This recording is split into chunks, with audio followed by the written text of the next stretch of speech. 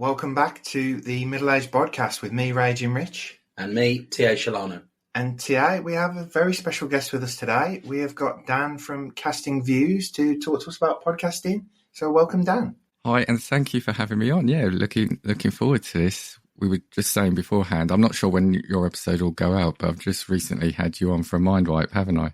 Yeah, that was a really great experience. Really enjoyed that. Thank you very much. I'm not allowed to say too much because T.A. said he wants it to be a surprise when he gets to listen to it. So I've had to keep stum on a lot of things. I am looking forward to listening to that, Rich. But yeah, I've already had one or two people when I've mentioned that you've gone and recorded Dan's podcast. Is this kind of the breakup of the Middle Age Podcast? Is it where bands have been together and then they start to do solo careers?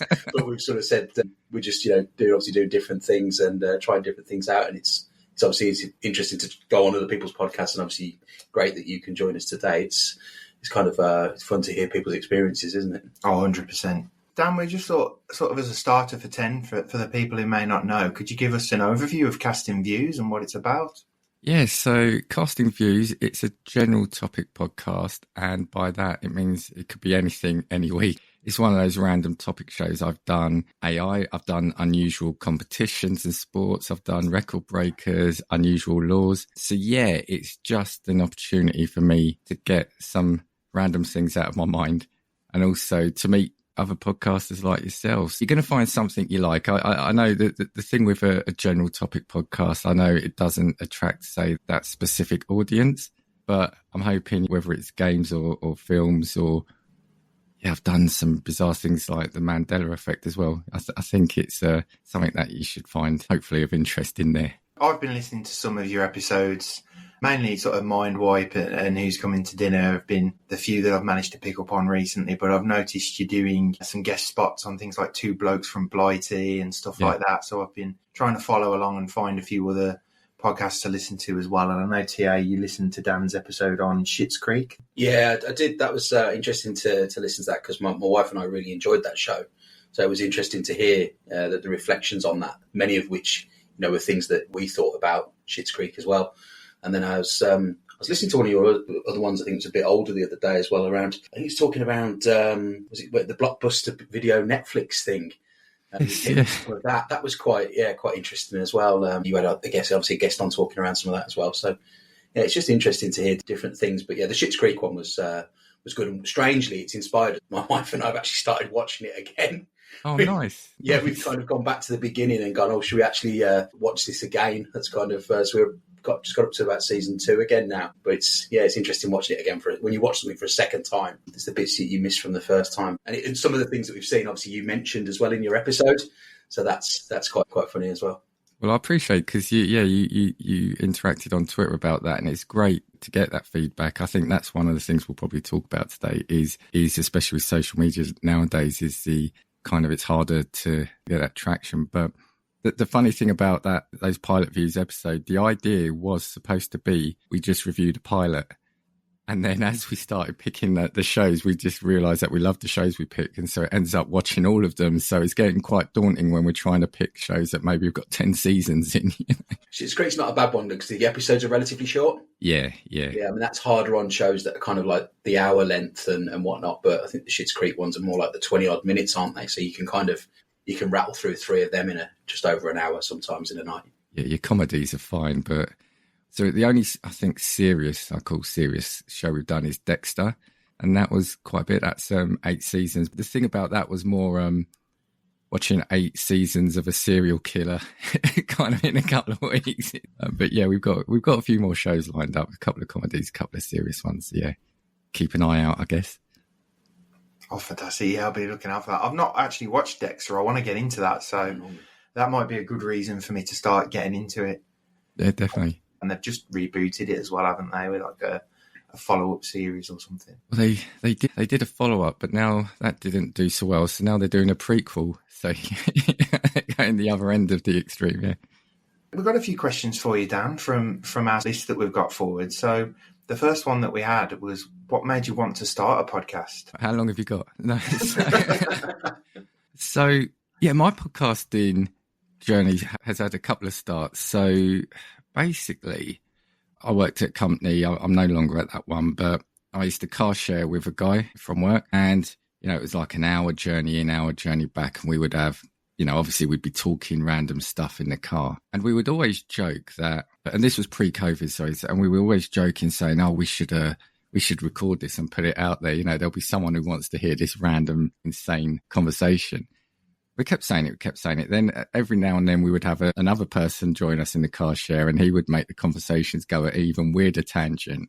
We were saying, yeah, imagine if this was a show out there. During COVID, where I think a lot of podcasts started, a few of them at work said, let's set up a podcast. Now, I'd wanted to, but I would not have known how to even have got a podcast off the ground. Not at that time anyway.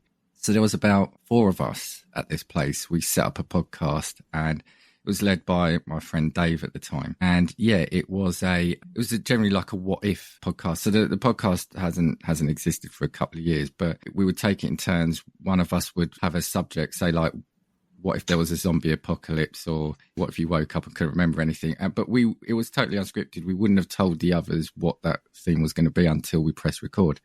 And it was during that I realised I really enjoyed talking on the microphone and doing a podcast. And I thought, well, I then wanted to do my own one. As we were doing it, I then, sort of Dave showed me how to put a podcast together, from the recording to the scheduling, the editing. And I thought, well, I really want to do my own one. And it was probably about a year or so into that I then sort of had the idea to set up Casting Views. And I guess ultimately, even in, sort of in day-to-day life, I just love talking to people. I'm not a confident person in that. If we go out and there's a room of people, I'm happy to talk to people. But the thought of putting myself out there on a podcast was always also something that I'd put off for a long, long time. And I think doing that podcast gave me that confidence to do it. But even then, I still didn't do it as a solo podcast. So, yeah, I guess it's just the fun of talking about specific topics. And also, if I was to talk about myself, I've got a creative mind, but I'm not great at getting that creativity out. So I can't draw, I can't build. So I've got ideas, and a podcast is a great thing because all you need is a microphone, right? And a computer. Yeah, I don't need to be talented with my hands. I don't have to have that sort of vision to get drawing or, sort of a sculpture out in the real world. I just need to speak. I think that's given me the idea here that because I don't think either you or I are particularly good at building either. So the title of this episode should be "None of Us Can Build, but We've Built This Podcast." There you go. Yeah. Well, it is about putting something out there, and it's funny. It might seem silly now, but I remember at the start when I did my solo one, I thought, right, well, at least I've put something out there. At least I've created something. And if it lasts 5 episodes, whether it lasts 50 episodes, I can say that I've done that. Yeah, absolutely. Yeah, I think that's a really good point that you made, actually, about being out there and something that's accessible to people. And I think we found that as well, haven't we? Where we weren't sure what kind of an audience there would be. Would there be anything? At one point, we said we'd be happy if 2 people listen to an episode. And then when you see there's, say, 5 or whatever kind of numbers you get, even if you have 1 listener more than you expected, you think, oh, that's brilliant. That's an amazing step on things, because you sort of go, well, I didn't expect that. It's building up that audience and sort of hopefully trying to get more and more people listening to your actual shows. I hope Rich won't mind me bringing this up, but before we started doing the podcast, Rich bought me a book. I think we can name who it is. Again, it might be somebody you've heard of as well, but Paul Teague, if you've heard of him. I'm sure I have, no. I think he was a radio broadcaster originally and ended up doing podcasting, I think, from early days. And he wrote a book about podcasting. And Rich bought me this book. I don't think whether it was to try and inspire me. And I read it on holiday in the summer before we started doing the recording. And I think one of the things I thought interesting in what he said was that sometimes he'd go and look on, even a long time after he'd put content out there, and suddenly he'd just see somewhere in the world somebody had listened. And he said that was the thing he found amazing about it, that once it's kind of out there, and I guess the same for you really now, you've got quite a lot of back catalogue of episodes that, somebody can go on there and just click on and listen to something you did quite a while ago.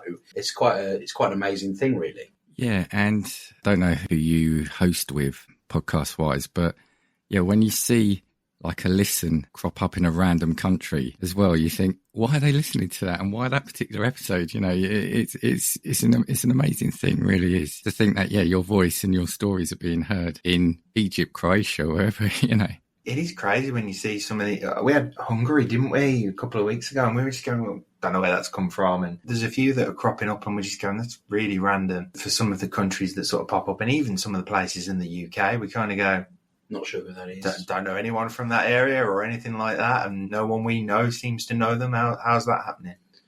Yeah, it is. It's unusual. The thing is, what I suppose the difficult bit, when we probably will cover this at some point, is you also don't then get that feedback from those people of why they listened, at that given time, and or what they thought really. For the most part, unless like somebody does directly contact you on social media, or it's somebody you know personally, which occasionally we've had that where somebody has fed back on specific things, but you never get that. It's great to see it, but it'd be great to understand who they were and what they thought, I guess, more. Yeah, I think if I was to say what the biggest challenge is at the moment, not everybody necessarily wants that, but yeah, the feedback, the interaction is that. I think that's a hard thing these days, especially with the split of social media. We've seen sort of what's happened with Twitter over the last sort of couple of years, and it's harder to get visibility there. There's a lot of podcasts vying for attention and people's time, I guess. People happy to download it, listen to it, but not everyone's necessarily going to interact. But like you said, it's those one or two interactions you do get that mean the world to you. You don't have to be told you're doing the right thing, but it's nice to get that, not justification, but the fact that, yeah, somebody's thought about it enough to message you. And I think that's what I used to do quite a lot at the start, was if I listened to a podcast and I liked it, and it's an independent podcast, I would message them and say, look, you don't have to respond. I just want to say, listen to your podcast, think it's brilliant, thank you for doing it. And then that's how I got a lot of the early relationships with some of the other podcasts. These people like yourself, we're doing it for free. It's a lot of time. Sometimes, people don't underestimate the time that can go into it. And so when you're doing it, I just realised I appreciate somebody else doing it and I'm listening to them and they're not asking me for anything. So a little thank you goes a long way. 100%. I think it's been, we've had a few people online, very sort of limited, as we say, but a lot of people personally who we work with, obviously we work at different places. So a good mix of people from different walks of life and different areas sort of saying what they thought of it. And it's been really positive hearing that from people. I actually had a lady I work with who I'd started posting about the podcast, obviously on our socials, but also on my personal one. I put a couple of things up just to sort of try and get a bit of audience. Just at work one day on a Teams call, and this lady just says to me, "Rich, I didn't realise it was actually you. I thought you were just posting someone else's podcast to listen to." And I go, no, it's. And she's like, "Oh, it was really good. I didn't expect it at all." It was just really good to sort of have that kind of response from someone, and then kind of realise maybe I'm not pushing it properly enough if they think I'm just promoting someone else's podcast. But it was just nice to hear that kind of feedback from someone. I think the other thing as well from us on the numbers side as well is that when you look at the figures that come across on the platforms and things like that, we've sort of recognised that the guest episodes that we did in season 1, more or less were the most popular. And obviously you've got that situation where the guest also promotes it potentially. So you then go into people who wouldn't have listened at all, and they may only listen to that episode, or actually they might listen to that and go, "Oh, I'll listen to some of your other episodes." So it's that as well. And we kind of our analysis of it is that people prefer to listen to us with guests than just me and him talking. That was fun as well. We really enjoyed interviewing the guests, actually. I don't know how you found interacting with when you have people on. I love it. I mean, if you have a look at my podcast, 90%, well, as I say, probably 98% of my podcast is collaborations. So I did have, when I started it up, I did have a co-host. I had my nephew as a co-host. And that was, again, because I didn't think I could do a podcast solo.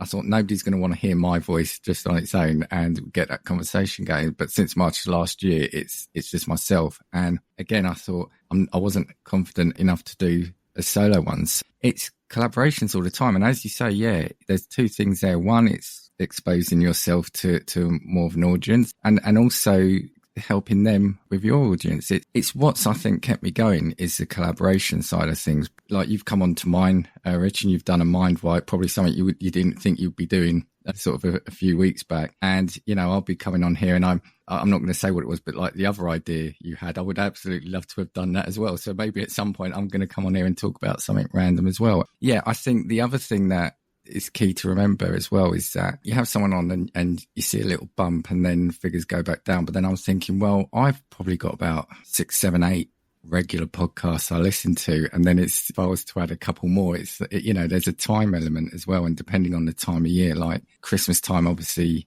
well, for me, I often see a little dip because holidays, and then the summer holidays because everyone's going out. There's that yellow thing in the sky that tends to come out then, especially in this country, and people want to be outside more. So yeah, it swings and roundabouts in terms of numbers, but yeah, the collaboration I think is just one of the best ways of helping yourself and the guests just promote each other, and it's easy to do, right? Because again, you're just talking, you're just sitting at microphone chatting. I mean, I think with the guests that we've done so far, I mean, obviously this is the first one we're doing with somebody else who obviously does podcasting. The guest ones we had as well was interesting, where we covered specific topics and it was things that were personal to those people. They actually seem to get something out of having an opportunity to even tell their story, where they don't know who is or isn't, I suppose, going to listen over time. But you think about, in terms of there's loads of podcasts with famous people and celebrities and all that, and, less opportunities, I suppose, for what we call ordinary people to tell stories, but stories that actually can be fascinating and helpful to people as well. So I think we quite enjoyed it. And I think our guests said they really enjoyed getting that opportunity to do something that they probably thought they wouldn't do. Yeah, and that's kind of what I'm trying to do with the Mind Wipe and dinner party episodes I do. So podcasters I'm generally friends with, they're very they're like niche or specialist podcasts. They're either movies or games or like nerd culture or things like that. And when I started doing the collaborations, well, I saw it as a way for them to come onto mine and talk about something that's outside of their normal world, and it's an opportunity to kind of show another side to them. When I fell onto the Mind Wipe and dinner party episodes, I thought it's a great way of getting introduced to new podcasts like yourself, because you don't have to come on and prepare. If I'm doing a random subject like, I don't know, retro video games or something, you don't have to do a lot of research. You just got to come on and be yourself. But also it's telling people, the listeners, a little bit about yourself, which maybe you might not do on your own podcast. Like maybe your podcast, you probably do. But like, I recorded a Mind Wipe literally last night with my Pilot Views co-host, Justin. He is a movie podcast basically. And I get him on. He's done a couple of random subjects, but he's generally coming on to do TV shows now. And I was thinking, why have I never done a Mind Wipe with him to show that other side of him, the personal side of things? So yeah, we rectified that last night. And part of it is about highlighting the podcaster behind the podcast. And that's why I love doing these things. It's really interesting when you find out things about the person you've been listening to. And obviously you don't want to learn all their personal details and whatnot, but when you can find out a little thing and go, I never would have thought that. Oh, that's quite interesting.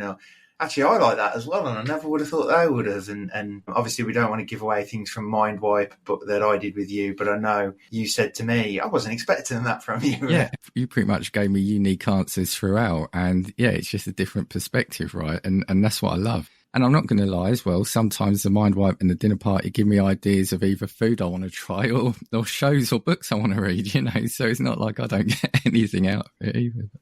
No, it's good. It's good that it gives you kind of ideas for stuff, like you say. It gives you, you suddenly go, actually, I could go try and cook that, or in my case, go to a restaurant and order it because I'm not cooking it. But yeah, I think even just listening to some of the episodes, obviously some that you've done yourself, Chat Tsunami, the Game Club Pod, I've been listening to a lot of those because a lot of it's my kind of stuff as well. And just getting ideas from that, and certainly some of your episodes of Who's Coming to Dinner, and that's sort of given me ideas for food that people have spoken about. So yeah, I mean, it is a great way of just finding out things you wouldn't know and trying to find new experiences for yourself as well. And obviously, as T.A.'s mentioned, with you doing the episode on Schitt's Creek, and it's got you and Mrs. Shelano watching them now, T.A. Plus again. So I think that's interesting as well, where you get to hear, because when you watch it, if you watch it something on your own or you watch it with somebody else, you don't often then, unless you talk to people watching it sometimes, you don't get that connection now. I think that's gone a little bit, because we used to have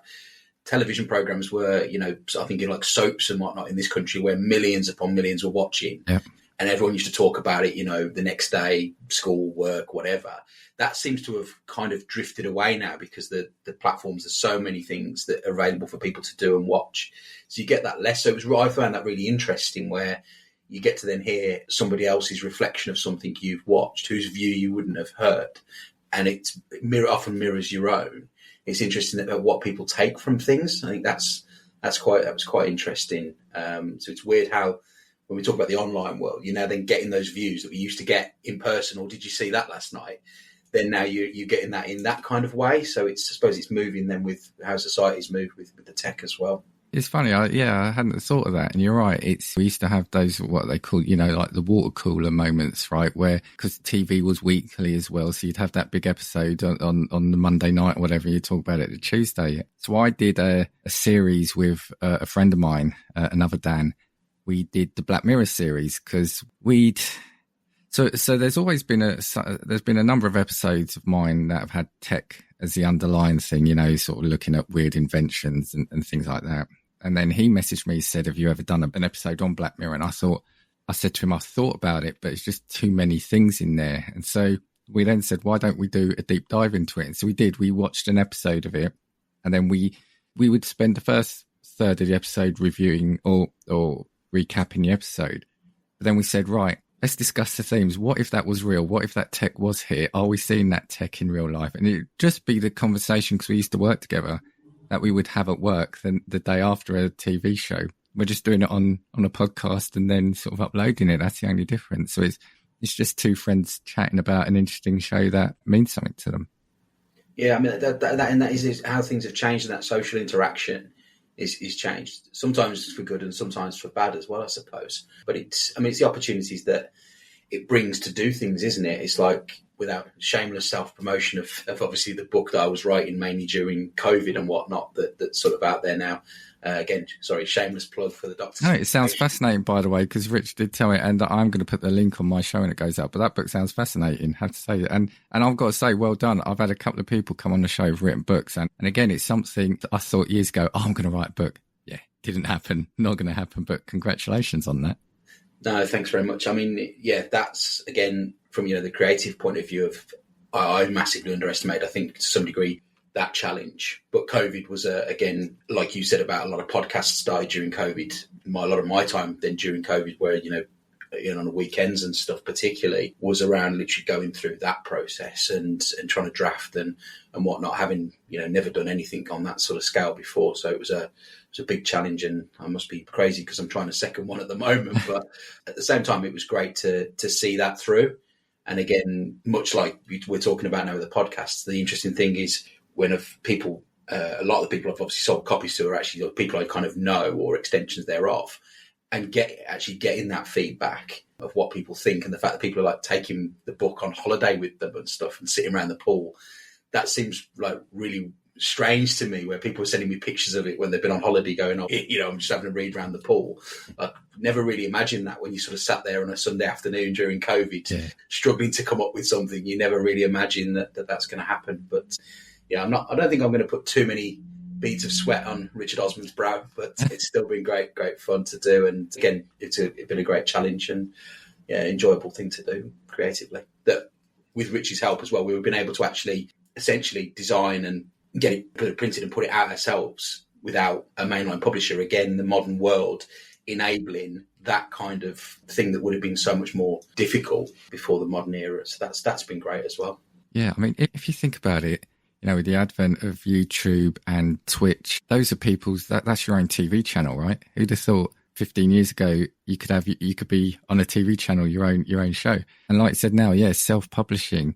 There's 3 podcasts I know now have put a book out and, self-published. And I think it's just incredible if you can do that. It's what was impossible a few years ago is now within your realm, It's great. It is. I mean, again, we talk about obviously on the side of whether it's podcasting or books or anything else. You obviously have got a percentage of people who are, the famous people who are obviously making huge sales, huge sums of money. I think we were talking about some of the podcasters who, make, lots of money with some of the famous people. But it's still great to be able to even do something creatively and have that opportunity, irrespective of if you actually make anything out of it or not. But the thrill of actually, I think I've said this a couple of times even on our previous episodes, is where you sell a copy of a book to somebody there, like whether it's at work or, whatever, and then you go, do you want it signed? And they go, yeah, okay. And then you end up signing it. And you think, this is just weird. But it's like, well, I did write the book and I am still an author, even if I'm not like with a major publishing house. And, these are it. And, that's like feels like the achievement of doing it. That's like a sort of reward where you do that and somebody's like pleased to buy it from you. And for the most part, where people come back and say, "Oh, I enjoyed it," it's great. I've not had too many negative reviews, to be fair. So I just want to say to anyone listening who has purchased a copy of the book and had it signed, when someone like Netflix or Amazon Prime decide to buy the right, and you get famous, one, no leaving the podcast, and two, anyone who's bought the book, no selling it to try and make profit. Yeah, well, you can sell the story. I knew him before he was famous. You'll be doing the rounds on the podcast then, right? Rich would be doing it in a kind of what's the sort of in an angry way, a bit like the Gallagher brothers split of like he's nothing without me, or I made him what he was. Do you ever remember? It's funny. I was talking about this on an episode a little while ago. If you remember VH1 when they did the Behind the Music show, where bands had like fracture split ups and they would tell the stories. I was talking about that, and yeah, you'd be like that. You'd have like the talking heads individually. But no, again, I think that's fantastic. And yeah, why not sign a book? The thing is, again, that's a lot of effort, time and effort you've put into that, and I think it's just a little personal element, then, isn't it? Well, I was going to say, Dan, as I say, we've got a few.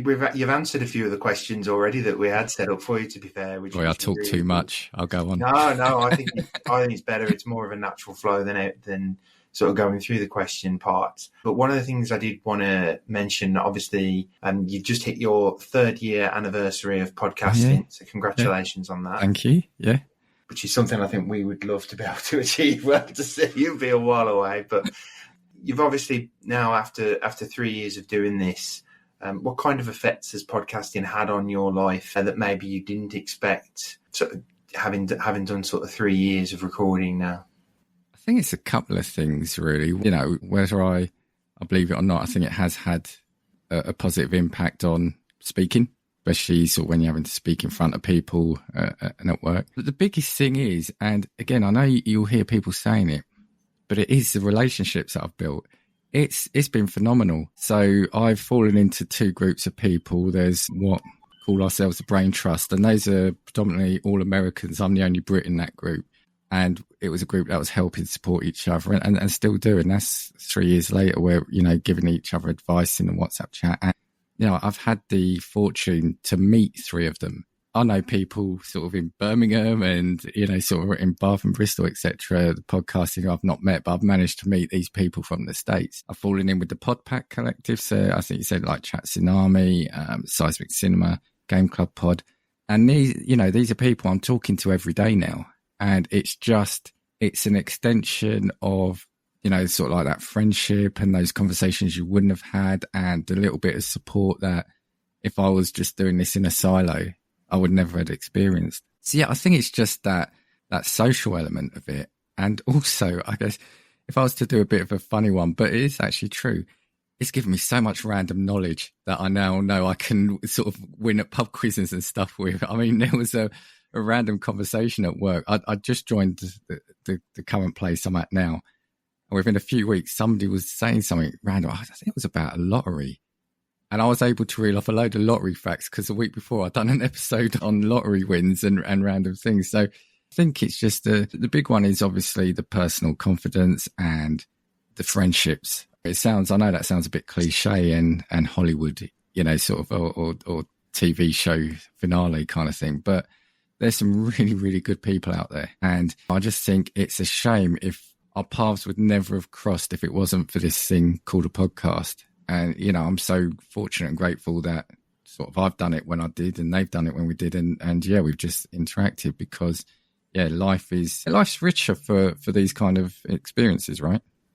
Yeah, I think so. I mean, how did the Podpack Collective come about then? So that was Satsu from Chat Tsunami. He messaged me and said he'd been thinking about getting like a collective, a group of people just to help support each other, try to promote the visibility. And yeah, he just asked me, what did I think of it? And I said, I think it's a fantastic idea. If you think you can do it and get it off the ground, let's do it. And so, yeah, it's just come from that. I won't say too much. I think we're going to do a bit of a rebrand in the future. So watch this space for that. But yeah, it was a group of us. So I think I was friendly with the Game Club Pod at the time.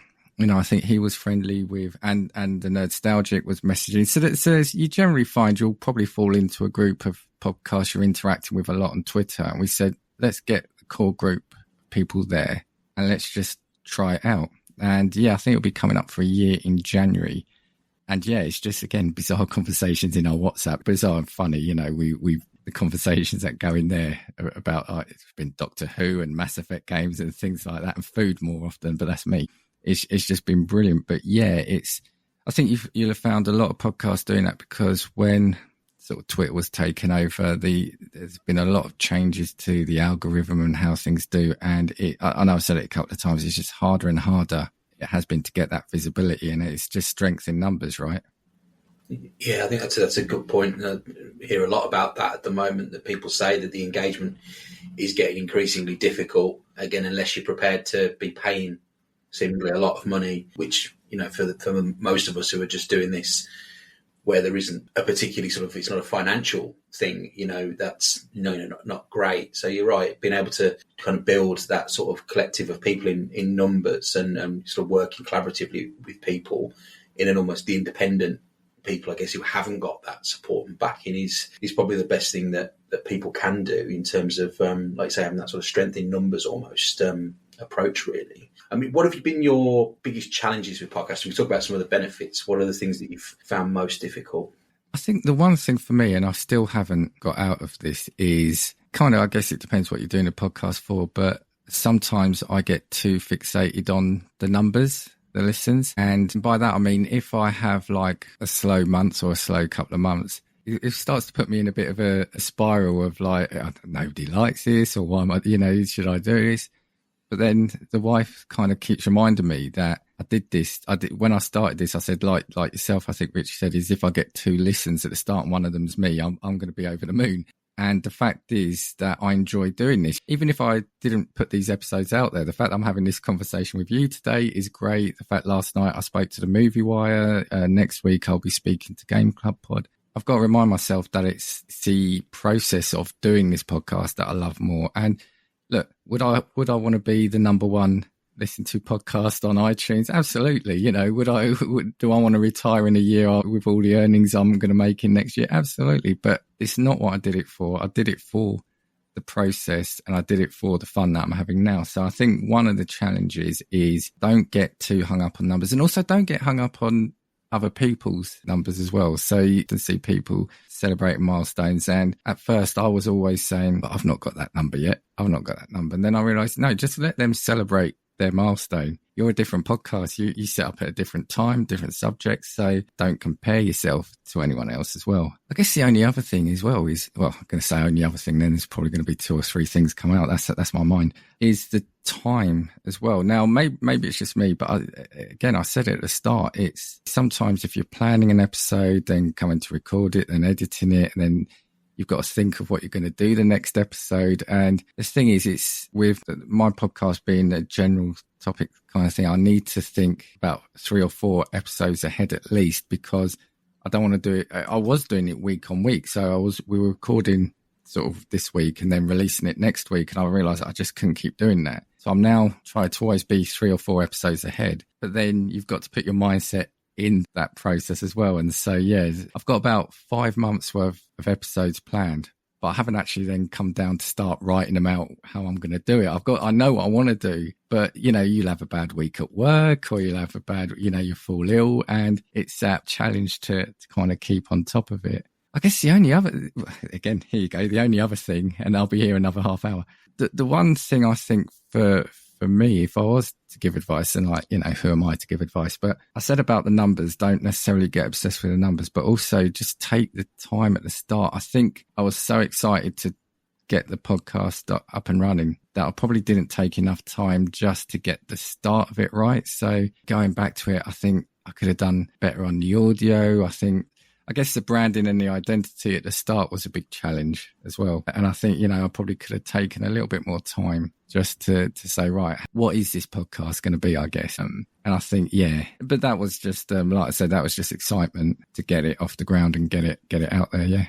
I think it's interesting you saying that, and as a reflection as well, because I know we've obviously done a lot less of these than yourself, but even in the short time that we've done it, I know one of the feedbacks we've had from a couple of people was you got so much better as the first season went on.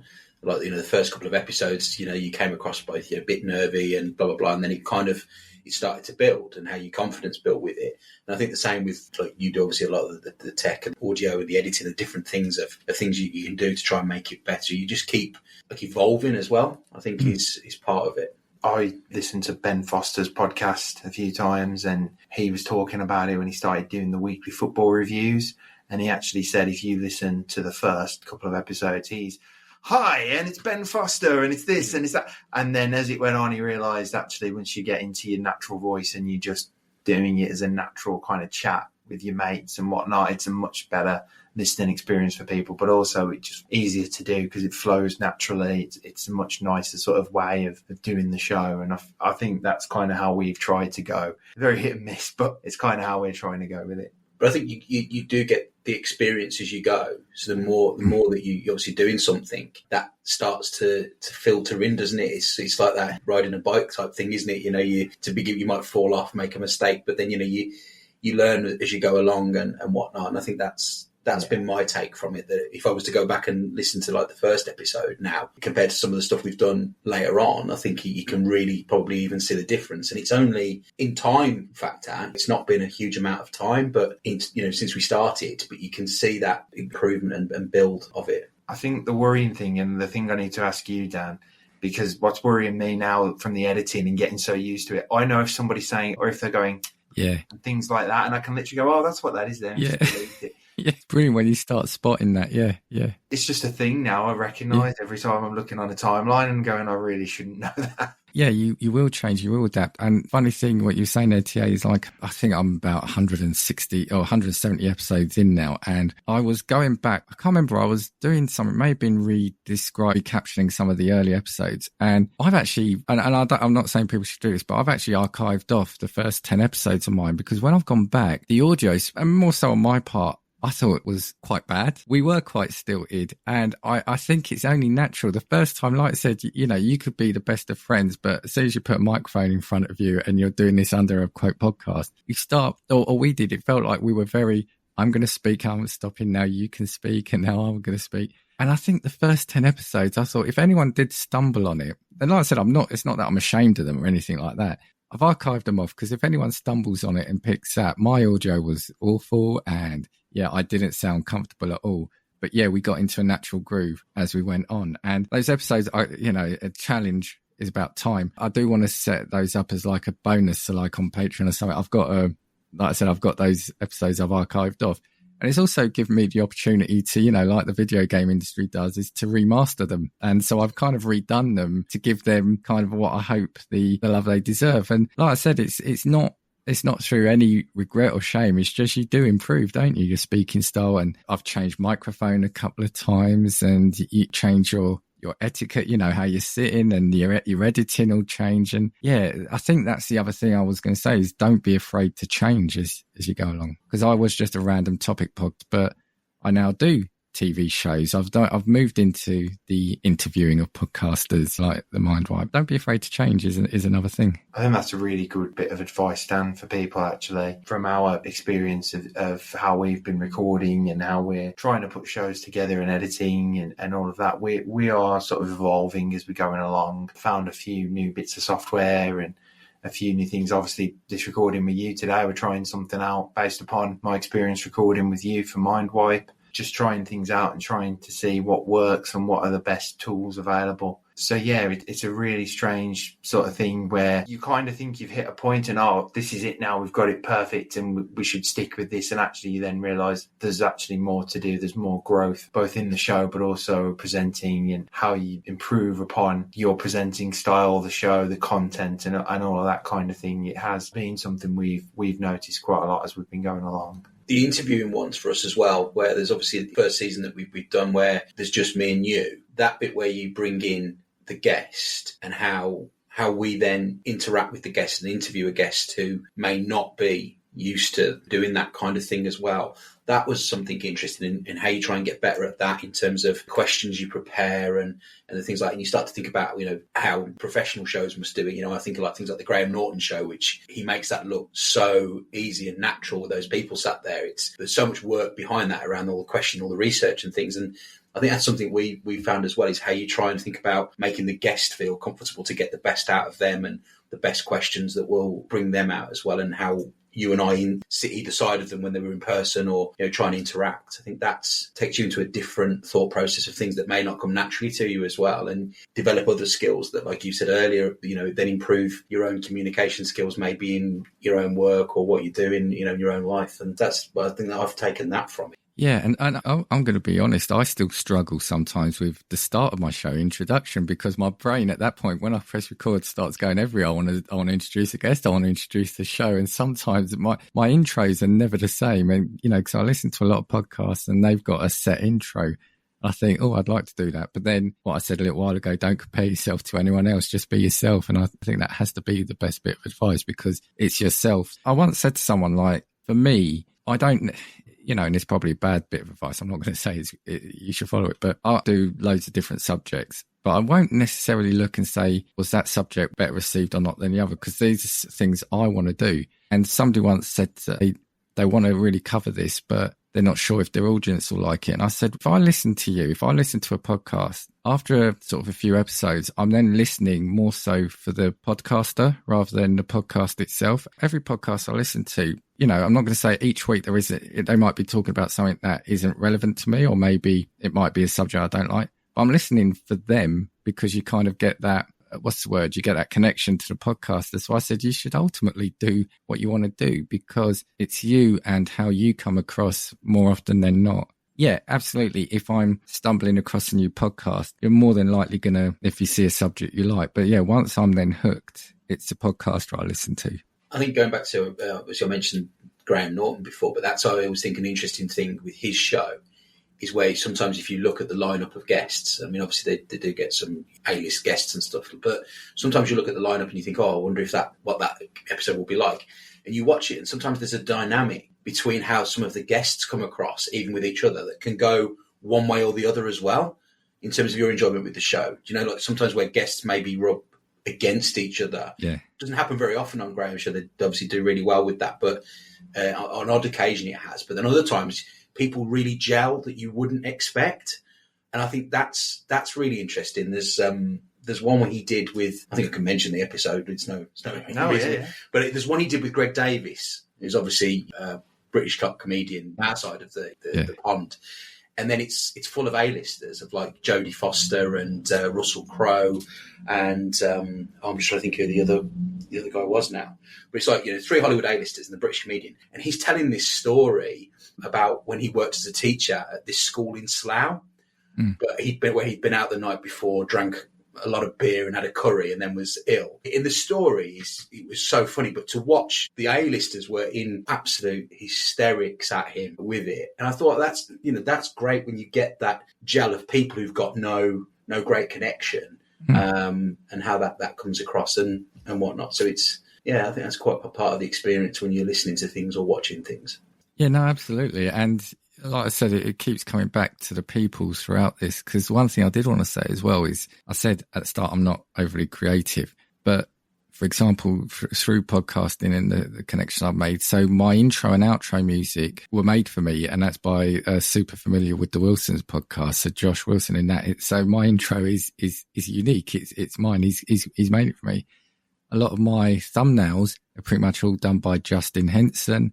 The Movie Wire, I know the Cultworthy, he's done my main logo. Game Club Pod, Chat Tsunami have done some of my logos. Even K&J from, the F My Work Life podcast, they've done some for me. So the willingness to jump in and help each other out, again, is just something that I've found incredible. And yeah, that's going to stay with me, because these people, they don't know me, they didn't know me, but one's created music for me and the other's doing artwork for me each week. So yeah. That's really cool, because we've actually been using AI to generate all our podcast images, to be fair, and also found a website. I think I just randomly found a song one day and went, let's just see if that works as a sort of theme. But have been thinking we probably need to at some point have something a bit more us than something that anyone can use from across the internet. Yeah. But I'm glad you said where you got. I wanted to ask you actually where you got your sort of intro from and some of your images and stuff. I'm always interested where people get that kind of content from. I did, when I was younger, do a little bit of drawing, but not really so much now. I've always thought, then I thought, well, I'm going to have to draw it on a bit of paper. I'm going to have to scan it in and put it in Photoshop and mess about with it. See, that's another challenge, because this year was supposed to be the year I taught myself how to do Photoshop or Canva. That hasn't happened. So next year is going to be the year that I teach myself how to use Canva. There you go. What do you think the future of podcasting will bring, or how it will change? It's a really good question. That's a really good question. So I think if I start with the negative side, it's something that I've seen over the 3 years, and 3 years isn't a lot in the scheme of things, but it's become harder to keep it a totally free pastime. It's not impossible, especially if recording just yourselves locally. You can record into something like Audacity. I host with Acast, so that's free, but couple of hosts I was on, they then started charging. This recording platform was totally free, but now if you want to do more than a couple of hours a month, you've got to pay for it, which I do now. So yeah, I think I'm not going to say the barrier for entry will be removed, is going to get greater, but along with the cost of, say, a laptop and a microphone, etc., I think it's like I said, it's getting harder to keep it totally free. And I get it, there are servers, etc. There's bills that company want to pay. But I think with the boom of podcasting, there's money to be made, right? But on the flip side, I do think the fact is it's never been easier to podcast. And something I can't remember, one of you said earlier, and something I've once said on my podcast, is that there are so many people with stories in them that otherwise wouldn't have got told. And I think there's an audience for everything, whether it's very, very niche, whether you think no one's going to listen to that story, someone's going to have that same experience or mindset as you. So I think podcasting will carry on. I think it's just the battle for keeping it as low cost as you can, and also the battle for the visibility. I think that's the only challenge that really, if you're starting off from scratch, is that they're going to be the two big things. I think one of the things I found really interesting when we got into this, I think I mentioned it on Casting Views when I did Mindwipe, or it might have even been before we started recording, but I used to host a podcast many years ago on wrestling. But yeah, it's interesting because back then podcasting wasn't as big as it is now, and it was just a case of that small community you were in were your audience and whatnot. But from looking when we were sort of researching, doing a podcast and trying to find traction with it and stuff, and certainly from looking online, YouTube seems to be the way a lot of people are finding podcasts rather than Spotify and Apple, who are probably more of a traditional host of podcasts in that they are on that platform. You can listen to them, download them for free. There's no sort of cost involved. But in terms of finding them, YouTube seems to be the way. And yet trying to do a video for some people is either not really a possibility, or it's a case of it's just making things far more difficult with the editing, and especially for people like ourselves who also work as well and do this as a pastime. So it's quite interesting with video how that's become the way it's discoverable. But I don't know about you when you listen to something, and I think obviously radio, in terms of which is, I suppose, what this is the most equivalent of. When you think about back of being sort of either sat in the car or whatever, listening to radio, I don't know what it is. It feels more, you listen more in that way than I find if you have a visual. And I've seen podcasts where it might be like this, where you've got one person, one place, and, with somebody somewhere else, I think, and they've got the video on it. And I sometimes think, but that's not, it doesn't really add anything sometimes to it, in terms of almost I'd rather just listen to their voices and not sort of see their lounge sometimes in, on there, and their facial reactions to things sometimes don't always, I'd rather just listen to it, and you can just, imagine your own mind where it is. And I know sometimes when we've spoke on, we've said, here we are in the studio today or whatever, and Rich's back room, or a couple of the guest episodes we did, in the lounge at my house and stuff. But again, you give that image with no visual to it. People can imagine you're anywhere. I don't know. You kind of it doesn't almost add sometimes to it, I don't think. I don't know about what you think about that. I'm just thinking of an episode that we did recently as well, where you then went downstairs to get the cookbook So we left the recording going, and I'm sort of sat here. He's gone now to get the cookbook, and I'm sort of almost narrating. I'm worried here. What's he going to do in the kitchen? Are we going to need to call the fire brigade? You know, you're creating almost an image, and then like he comes back, and I'm like, oh, now he's giving me this cookbook, and he wants me to find a recipe for him to do. And you know, I don't think any visual would have added to that, because again, you can listen to that and go and imagine him going down the stairs to the kitchen, so you know, for the cookbook while I'm talking. You don't. With me sat here looking like this, as if, you know, to look down the stairs, it wouldn't necessarily add to it as such. Yeah, you see, I don't do video. One, because the thought of editing video makes me shiver. But also, I'm much more the audio. I listen to podcasts ultimately when I'm doing something else, and i.e. walking. I tend to listen on my lunchtime walks. I wouldn't sit down specifically to watch a podcast. I mean, I love those who do them, and it's nice to sometimes see the host and the guests. I do transfer my podcasts over to YouTube, but it's just the thumbnail and I can't remember, audiogram or whatever. If that's the choice, the platform people want to listen to, so at least it's there. Yeah, I agree, T.A. Listening is the thing. I think you're watching it weirdly. It's going to be a weird thing to say. I think you feel a bit more detached, I think, than if you're just listening to it, because you're doing something else and you're listening to them as you're doing something for yourself as well. Yeah, it's more of a connection for me anyway. That's very similar to our approach with it. And like you said, listening to it when you're doing other things. I travel to work on the bus, and so I'll put podcasts on and be listening along while I'm traveling in. And it's a nice way of just taking the time to immerse yourself in something while you're doing something else. And I think that is sort of the way for podcasting. And certainly from my kind of point of view, I find if I'm sitting eating, I'll put something on YouTube, but otherwise, it's normally an audio version of it. Just thinking, Dan, as we're sort of getting towards the end of the episode, what kind of advice would you give to someone who's either wanting to start their own podcast, or maybe they've started out, but they're looking to just evolve it a little bit? Even something you would say maybe to us, having only been doing this for a few months. Have you got any kind of advice that you would give to people just for, you know, what they could do, either in terms of starting up or embracing the community that's out there or anything like that? Yeah, I think it's a great question. I think I can only go on how I felt and what I experienced. So I'd say if you're starting, do take the time right at the beginning to get used to all the fundamentals, so the editing and the audio. Just to step back again. So I think I started planning my solo podcast in June.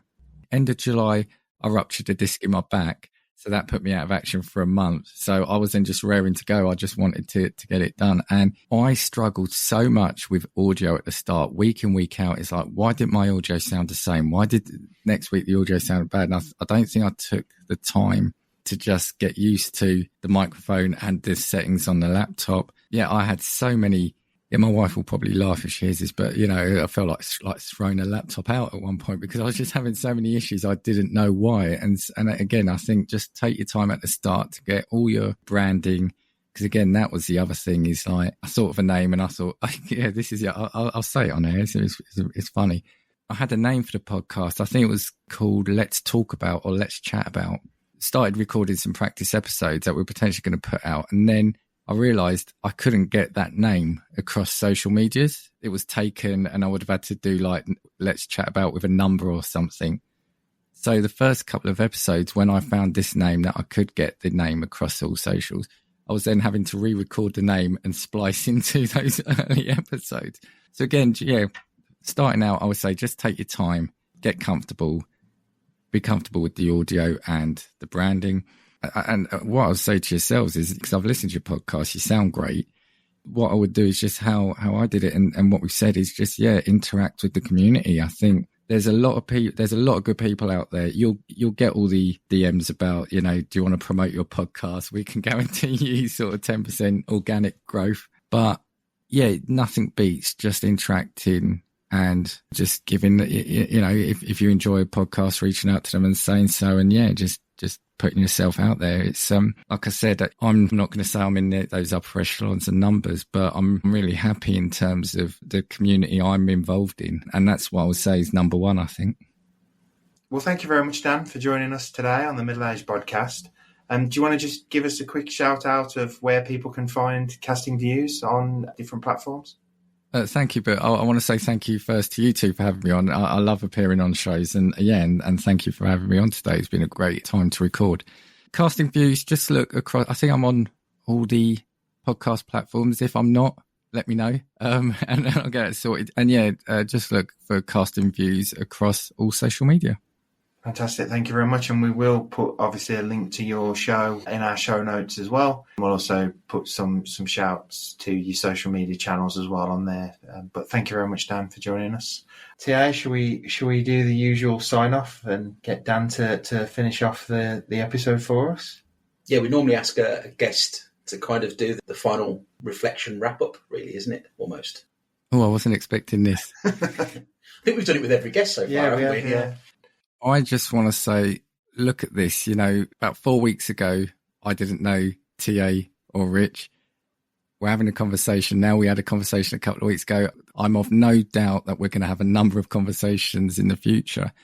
So if you're thinking of putting yourself out there and doing this, just do it. It's a fantastic time to do it. And there are so many good people. And like I said, I've had the opportunity to meet a number of them, both in the States and over here. So go for it, is what I'd say. It's never too late. I mean, I think I feel like I just about qualify for the name of your podcast, as in sort of at the upper age limit. But it's never too late to do something like this. So just do it.